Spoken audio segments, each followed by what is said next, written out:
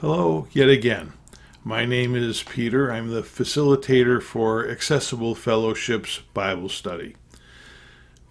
With Accessible Fellowship's online Bible study, you can study the Bible from an Anabaptist perspective, regardless of any barriers that you might face in getting to a church building. Two parentheticals here. First of all, please forgive my casual attire. I expect to be babysitting 2-year-old grandchild number 9 within the next 10 or 15 minutes. Secondly, I would like to just mention that the local members of our group who are able met last Sunday afternoon for a potluck dinner, and we had great fellowship, testimonies of God's love, and songs of worship. I hope that you were able to do something like that. We are studying Herald Press Salt and Light series entitled We Belong to God, written by Elizabeth Soto Albrecht. In September, we've been talking about the identity of Queen Esther.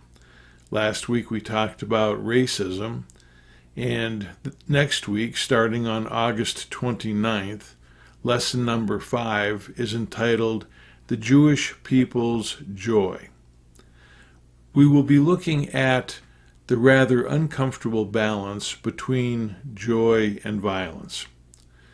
As I read through this lesson, I was reminded of a 1980s Grateful Dead ballad entitled The Monkey and the Engineer.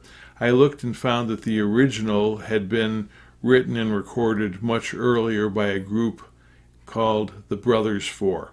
The Monkey and the Engineer by the Brothers Four. Tragedy narrowly averted. Brings joy. Unfortunately, the joy that some people experience at tragedy narrowly averted sometimes is matched by sorrow of those who experience violence in the process. This is not new in Scripture. David and the Jews celebrated the destruction of their enemies.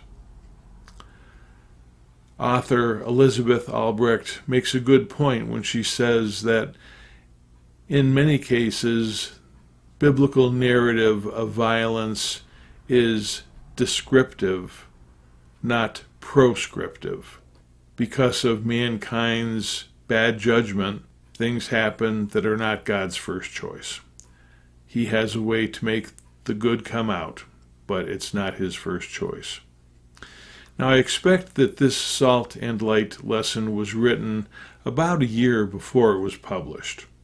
It's likely that Albrecht did not foresee the current Middle East crisis.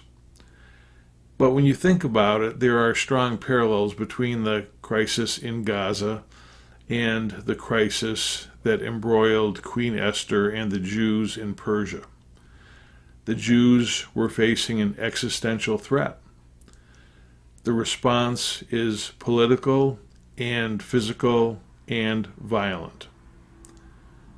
The Jews suffer loss, but have some cause to rejoice. The enemy suffers defeat, and there's no cause for rejoicing. In the case of Esther, the retaliation was focused on actual identifiable enemies. We don't know whether or not there was any collateral damage of innocent bystander citizens. We just don't know. Now, I have mentioned this many times. My own personal history is that during my high school and junior high school years, basically 8 or 10 years, I lived in a suburb that was predominantly Jewish. The public schools were deserted on certain holidays. Many of my friends were Jewish, and if you would have asked me the right questions, you probably would have led me to agree that I was a Baptist Zionist. I've become wiser in my old age. I have watched and understood and felt some of the frustration of the Palestinians. That said, I see no excuse for Hamas, a military, a militia embedded in a civilian population, doing they did. That was atrocious. And I understand Israel's response, the initial response. But now, almost a year later, I think that many people agree that Israel's response has been disproportionate and far beyond excusable. And in the last couple of days, we've seen some grave exacerbations of hostility in Lebanon and against Lebanon, triggered by Lebanon. I mean, there's that old song, I think Crosby, Stills, Nash and Young, for what it's worth, nobody's right when everybody is wrong. Now, my prayer, knowing all of this, my prayer is for peace and love, which I know is God's first choice. God's love and God's peace and God's grace is a theme throughout the Bible. It is explicit in Jesus' teachings, such as the Sermon on the Mount. It's explicit in Jesus' actions. So from this perspective, how do you think about the war in Ukraine? How do you think about the political situation in the United States? How do you think about the internal and external ministries of your local congregation? I'm not well equipped to tell you how to think. I am just asking that you do. This is Peter signing off and praying that you will experience God's love as you balance joy and sorrow.